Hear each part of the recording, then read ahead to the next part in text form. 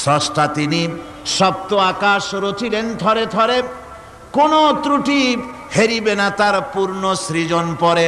চাহো তুমি তার সৃষ্টি পানে, দেখো কিছু ভুল চোখ, ফিরাও তোমার নয়ন খানি, ফিরাও তোমার মুখ। অক্ষমহীন দৃষ্টি তোমার সৃষ্টিতে পাবে ফাঁকি, ফিরাও তোমার নয়ন খানি, ফিরাও কাঙ্গালাখি।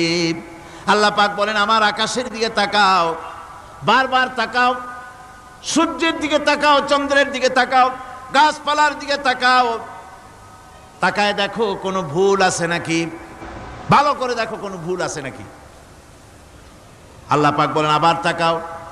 দেখতে দেখতে তোমার চক্ষু দুর্বল হয়ে তোমার কাছেই ফিরে আসবে।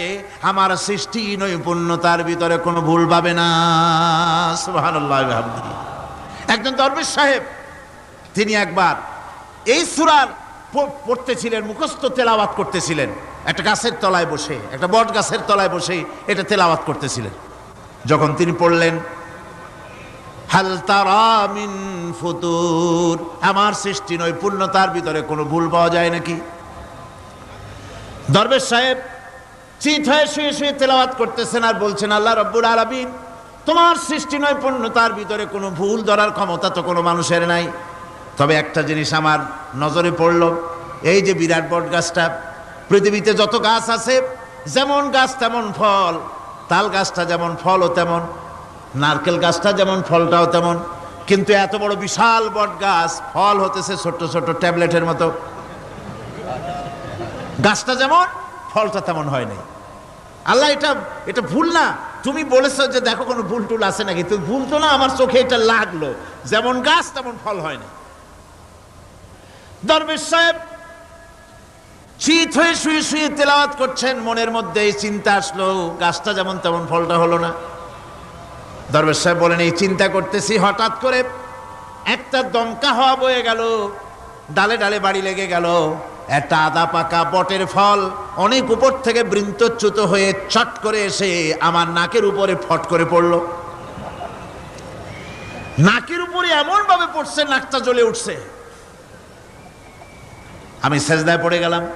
দরবেশ সাহেব বলেন, আমি সেজদায় পড়ে গেলাম, চোখের পানি ফেলে আল্লাহর দরবারে মাপ চাইলাম, বললাম, রব্বুল আলামিন, তোমার কোনো জিনিসের ভিতরে কোনো খুঁত নাই, নিখুঁত জিনিস তুমি বানাইছো, কোনো ভুল নাই।